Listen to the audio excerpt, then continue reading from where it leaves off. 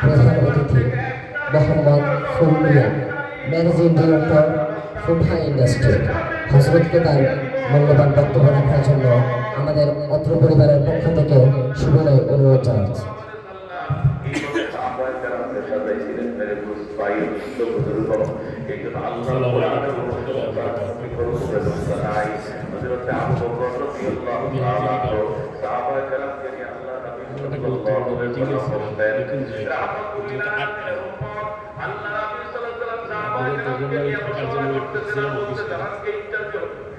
সভাপতি যতদিন আমাকে প্রোগ্রামটার জন্য দাওয়াত দিতেছিল, আমি জিজ্ঞেস করতেছিলাম এটা কিসের প্রোগ্রাম। প্রথম মনে করছিলাম কোনো মাদ্রাসার প্রোগ্রাম থাকে ওই ধরনের প্রোগ্রাম। তো বললো যে না ভাইয়া, আমরা এরকম একটা ছোটো একটা ফান্ড তৈরি করছি, বেশ কিছু উদ্যোক্তা নিয়ে আপনাকে চিন্তা ভাবনা করতেছি, এই জন্যই একটা প্রোগ্রাম আমাদের বার্ষিক অনুষ্ঠান। আমি আসলে শোনার পর অবাক হইলাম। আমাদের বাংলাদেশের প্রচলিত লোকদের ধারণা ওলামায়ে কেরাম শুধু মাদ্রাসার মসজিদে খেতে আর কিছু করে না, এদের খেয়ে দেয়ে কাম নাই, পড়াশোনা করে মাদ্রাসার নতুন মসজিদ করে। এই ধারণাটা চেঞ্জ করার জন্য মাশাআল্লাহ বাংলাদেশের বিগত 10 বছর ধরে এই ধরনের বাংলাদেশের প্রত্যেকটা জায়গা হচ্ছে। আপনারা আসলে যারা এই উদ্যোগগুলি নিচ্ছেন এখনো ছাত্র, অনেকে ছাত্র এখনো ছাত্র অবস্থা থেকে কেউ ফারাক হয়েছে। আমি এই চিন্তাধারণা করেছি করে থাকবো। আমি ফার্স্টে খুশি হয়েছি যেভাবে আপনারা ক্রাউড ফান্ডিং করে ফান্ড কালেক্ট করে বিনিয়োগের চিন্তা ভাবনা করতেছেন। বাংলাদেশে এই ধরনের চিন্তা ভাবনা বড় বড় উদ্যোক্তারা করে না। এটা পেরেছেনি কেমন পেরেছেনি, জিম্মাদার 3-4 জন হইল, আর 500-700 লোকের জিম্মাদার সে একা নিল, আর 500-700 জনের কৈফিয়ত চাইতে। এটা আমার প্র্যাকটিক্যালি ধরনের একটা ধারণা আছে, খুব পেরেছেন। তারা যে আসলে উদ্যোগটা নিচ্ছে করতেছে, আপনি চিন্তা করে দেখেন, যদি আলহামদুলিল্লাহ রহমতে এটা যদি মার্কেটিং করা যায় এই সংগঠনটারে, আমি জানি না আপনাদের কতজন সদস্য, যদি আপনাদের 10,000 সদস্য হন, 500 করেন, মাসে দেন, মাসে 50,000 টাকা, 1 বছরে যান 6 কোটি টাকা। বাংলাদেশে বিনিয়োগ বোর্ডের নিয়ম হচ্ছে যদি কোনো লিমিটেড কোম্পানি করতে হয় ন্যূনতম 1 কোটি টাকার বিনিয়োগ দেখাইতে হবে। এই ধরনের কোম্পানি আছে প্রায় বাংলাদেশে 3.5 লক্ষ মেমোরেন্ডাম নিচ্ছে, পারমিশন নিচ্ছে 3.5 লক্ষ। আপনারা যদি চান এটা যদি ভালোভাবে সোশ্যাল মিডিয়া মার্কেটিং করে নিজেদের মধ্যে ফান্ডিং কালেক্ট করেন, ক্রাউড ফান্ডিংয়ের মাধ্যমে আপনারা কিন্তু চাইলে 1-2 বছরের মধ্যে 5-6 কোটি টাকা ইনভেস্ট করতে পারছেন। আপনি যা লাভ হবেন 6 কোটি টাকা দিয়ে বাংলাদেশে বিনিয়োগ করে প্রচুর প্রফিট করার মতো জায়গা আছে। আমরা ইসলামের শুরু থেকে দেখছি থেকে শুরু করে সাহাবে আজমাকে শুরু করে তাহাবে তাবিতে শুরু করে ওনারা 5টা খাতে খুব গুরুত্ব দিয়েছিলেন: অন্ন, বস্ত্র, বাসস্থান, শিক্ষা, স্বাস্থ্য। আপনি দেখেন ওই জমানা থেকে ওই 5টা ফলো করে এসে এই জমানা পর্যন্ত জাতিসংঘ পর্যন্ত এই 5টা খাতে প্রাধান্য দিয়েছে, এবং প্রত্যেকটা সেক্টরে এই 5টা খাতে ট্যাক্স ফ্রি। বাংলাদেশে যদি খাদ্য ব্যবস্থা করে, এই খাদ্য ইন্ডাস্ট্রি দিতে চায়, গভর্নমেন্টের জন্য ট্যাক্স দেবে, এর জন্য ট্যাক্স হলে 0%। স্বাস্থ্য খাতে যদি বিনিয়োগ করতে চায়, স্বাস্থ্য খাতে কোনো ট্যাক্স দেওয়া লাগে না। শিক্ষা খাতে এর কোনো ট্যাক্স দিতে হয় না। বস্ত্র খাতে যদি আমি ইন্ডাস্ট্রি করি, বাংলাদেশে প্রোডাকশন করি, আমার কোনো ট্যাক্স নেই, যদি ইম্পোর্ট করে ট্যাক্স আছে। বাসস্থানের ক্ষেত্রে সরকার কি করছে, আমাদের কাছ থেকে যারা কিনবে, ফ্ল্যাট কিনবে, অনলি ফর 9% ট্যাক্স। আমি যেটা বলতে চাচ্ছিলাম, আপনাদের এইসব ফান্ডিং যদি মনে করেন বড় হচ্ছে, বুঝে শুনে আপনারা এই 5টা খাতের মধ্যে চেষ্টা করুন বিনিয়োগ করার জন্য। এই 5টা খাতে ইনশাআল্লাহ ব্যবসাতে লস থাকবে, লাভবান হবে। বিশেষ করে এই 5টা ক্ষেত্রে লস হওয়ার কোনো সম্ভাবনা নেই। আমার বয়স 42, আমার বিজনেসের বয়স আলহামদুলিল্লাহ 30 বছর। বিশ্বাস করবেন আমি জানা লেগেছি আমি 96-তে প্রাইমারি পাস করছি। আমি ক্লাস 4 থেকে ব্যবসা করি। আমার ব্যবসার হিস্ট্রি ছিল অনেক হাসবে। আমি যখন ক্লাস 4 করি তখন আমি স্কুলে চটপটি বিক্রি করছি। শুধু চটপটি বিক্রি করি নাই, গাজর বিক্রি করছি, তরমুজ কিনে তরমুজ বিক্রি করছি, পেয়ারা বিক্রি করছি, শশারে একটা শশা কিনে 2টা ভাগ করে ফুল করে কাটে বিক্রি করছি। এইটার পরে যখন আমি প্রাইমারি পাস করলাম আমি চলে গেলাম পলিটেকনিক্যালে। পলিটেকনিক্যালে এসে কি করলাম, আমি আবার কুমিল্লার থেকে, আমার বাড়ি চিটাগং, কুমিল্লার থেকে আমি সবজি কিনে চিটাগং রেল দিন বাজারে সবচেয়ে বড় আড়ত, ওইখানে যে পাইকারি সেল করতাম সবজি। 2000 সালে আমি ঢাকায় আসি। সবজি বিক্রি করার এক পর্যায়ে আমি কি করলাম, আবার টেলারিং কাজ শিখলাম। টেলারিং কাজ করতে যাই আমি এলিফ্যান্ট রোডে 3 বছর আমি টেলারিং কাজ শিখছি। টেলারিং নারী নক্ষত্র শিকার করে আমি 2005-এ ঢাকা শহরে লাইসেন্স দিয়ে ব্যবসা শুরু করি এবং ওই বিজনেসে আমি আমার বিনিয়োগ ছিল, টাকা ছিল, আমি চাকরি করি, কত টাকা কমাবো। এক কাস্টমার আমাকে বলছে তুমি ব্যবসা করলে আমি আর ইনভেস্ট করবো। ঠিক আছে স্যার, দেন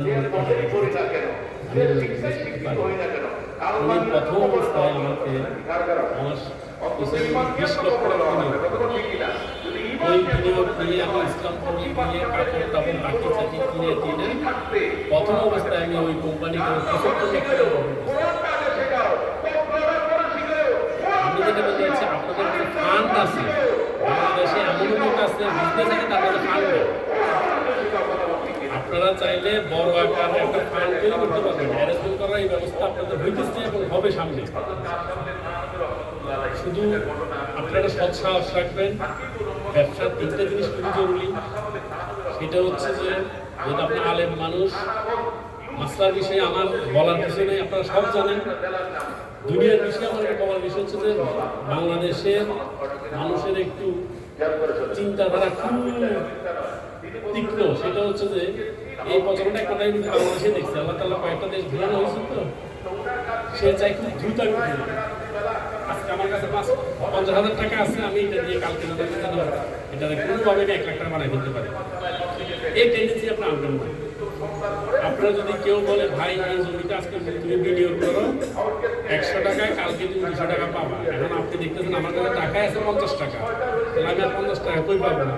আর আপনি দিলে যদি লোক ঢুকে না, আমি তাহলে একটা কাজ করে দেয় তার 50 টাকা আলাদা নিয়ে আমি ওখানে বিনিয়োগ করি, আমি তো কালকে পাইতেছি আমি 100 টাকা লাভ, তাহলে এটা ভুল হবে।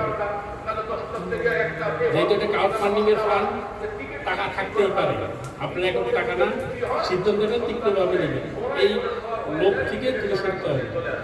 দ্বিতীয় বিষয় হচ্ছে যে বিনিয়োগের খাতগুলো আপনারা খুব চিন্তা ভাবনা করে ইনভেস্ট করবেন।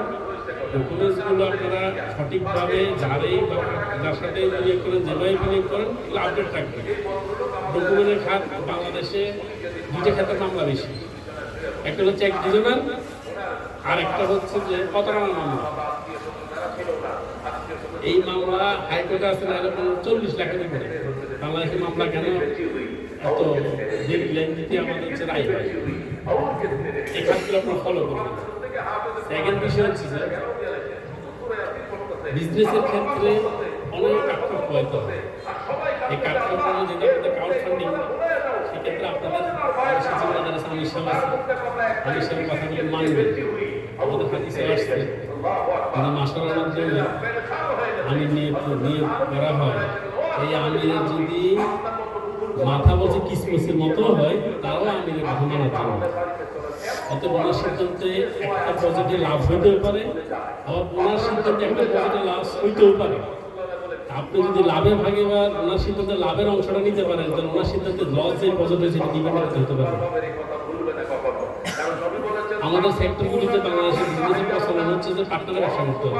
বাংলাদেশের রুলস সরকার যে আর্টিকেল করছে, এই আর্টিকেলে এককভাবে ব্যবসা করা যায় না, পার্টনারের ব্যবসা করতে হবে। পার্টনারের ক্ষেত্রে কি করতে হয়, 3 জন পোস্ট ক্যারি করতে হবে, চেয়ারম্যান, ম্যানেজিং ডাইরেক্টর। যেটা আপনাদের অনেকগুলি সদস্য, এখানে 2 জনের লোকেই আপনি মাথা দিতে হবে, একজন সভাপতি, একজন সেক্রেটারি আর সাধারণ সদস্য থাকবে। সেই ক্ষেত্রে আমাদের এই বিশেষ করে হচ্ছে যে বাংলাদেশ বিলটা আমি দেখছি ইন্ডিয়াতে এগুলো হয় না। ইন্টারন্যাশনাল আপনারা দেখেন যে কি বললো যে আলিবাবার যে উদ্যোক্তাটা সে তার ব্যবসাকে এখন সে দেখো, অথচ কিন্তু তার এখানে কয়েক হাজার বিলিয়ন ইনভেস্ট বিজনেসে কিন্তু সে উদ্যোগ নিচ্ছে। সে এখন আর ব্যবসা তার অটো একটা ফরমেট করা আছে চীনের, ওই অটোতে সে হচ্ছে যে এখন চলে গেছে। তার যে ফান্ডিংটা আছে মাসে ওখানে চার্টার্ড অ্যাকাউন্টিং আছে, অ্যাকাউন্টের মাধ্যমে তাদের ফান্ড যে যত টাকা বিনিয়োগ করছে অটো চলে যাবে। বাংলাদেশে মেনে নিতে পারে না। প্রথম হচ্ছে মেনে নিতে পারে না কি সে পোস্ট ক্যারি করতেছে, সে আমি সে পরিচালনা করতেছে, ভালো হলো আমাদের খারাপ হলেও আমি আপনাদের বিনিয়োগের বিষয়গুলো বলবো তারা এটা দায়িত্ব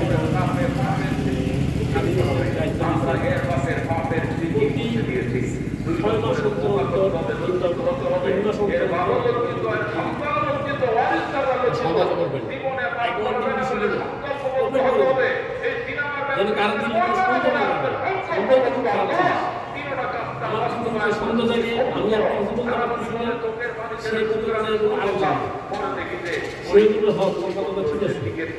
ওই দুইজনে যাই কিন্তু বলবো তাদের সংগঠনের প্রতি প্রতিষ্ঠিত খারাপ ব্যবহার করলে সংগঠন হোক প্রতিষ্ঠান হোক দুর্বল হয়ে পড়ে। ডাইরেক্টরদের মধ্যে সংগঠনের সদস্যদের মধ্যে ঐক্য না থাকে যে কোনো প্রতিষ্ঠান, আর্থিক প্রতিষ্ঠান হোক, সামাজিক প্রতিষ্ঠান হোক, আমার যখন দাওয়াত দেওয়া ছিল আমি চিন্তা করলাম না আমি একটু যাই, বিশেষ করে ওলামায়ে কেরাম আমি মহব্বত করি, ওলামায়ে কেরাম এই ধরনের উদ্যোগ নিতেছে। ইনশাআল্লাহ দোয়া করি আল্লাহ তাআলা যেন আমাদের 20-25 বছরের মধ্যে এই ধরনের চেহারা বাংলাদেশে পুরো চেঞ্জ করে। মাদ্রাসা মসজিদ আমরা দিনের জন্য করি, নিজের জরুরতের জন্য আমরা বিজনেস করি। আল্লাহ তাআলা বিজনেসে প্রচুর পরিমাণ টাকা দিয়েছে। আমি নিজে বললাম শশা বিক্রি করছি, এখন আমি 4টা বিজনেস করি। আমি একটা ইন্টারন্যাশনাল বিজনেস করি, যে বিজনেসে আমার প্রায় 400 লোকের কর্মসংস্থান আছে। আমি জাপানিদের সাথে জয়েন্ট বিজনেস করি, এখানে আমার 400 লোকের কর্মসংস্থান। আমি এখন রিয়েল এস্টেটের বিজনেস করি, আলহামদুলিল্লাহ আমার বেশ একটা বড় বিনিয়োগ। আমি গভর্নমেন্টের বড় সংস্থায় তিন বাহিনীর যে ডিফেন্স বলা হয়, ডিফেন্সের আমি হচ্ছে ফার্স্ট ক্লাস একটা কন্ট্রাক্টর। আমার একটা ভালো সুপরিচিত একটা নাম আছে, আমার নাম আছে ডিফেন্সে। আমার কোম্পানির নাম বললে সাপ্লাই চেনের লোকরা আমরা চিনবে না। আমি যে খাতটায় ইন্টারন্যাশনাল বিজনেস করি, এক্সপোর্ট বিজনেস করি, ওই ট্রেডে বাংলাদেশে আমার নাম বললে, আমার কোম্পানির নাম বললে চিনবে না, আমাকে বলে যাবে ওই ট্রেডের ক্ষেত্রে না। আমি এই যে ফিল্ডে থাকি আজকে প্রায় 17 থেকে 18 বছর। আমি আজকে প্রায় 2 বছর হচ্ছে লেনদেন ইনভেস্ট করছি, প্রচুর পরিমাণে বিনিয়োগ করছি, আলহামদুলিল্লাহ এটা ভালো করতেছি। কিন্তু আমার কাছে তো ফান্ড নাই, আমিও এরকম বিনিয়োগ কালেক্ট করলো। এই ফান্ডগুলো আমি সবসময় বিনিয়োগকারীদের সচেতন রাখি। সে আমাকে 2 টাকা ইনভেস্ট করছে, ওই 2 টাকা বিনিয়োগ আমার কাছে যতদিন থাকে ততদিন পরে আমি তার কন্ট্যাক্ট করে ফেলি, ততদিন পরে আমি তার সচ্ছলতা হিসেবগুলো বুঝিয়ে দিয়ে দিই। তার সন্দেহ জন্ম হয় না। যখনই হিসেব দিতে সন্দেহ জন্ম হবে আমি চাই আসলে দোয়া করি আমার কাছে বাংলাদেশের এ ধরনের ছাত্র সমাজ হয়ে যাক, আমরা বিজনেসে আগে আসি, বিজনেস করি, দেখে আমার লোক উৎসাহ হবে।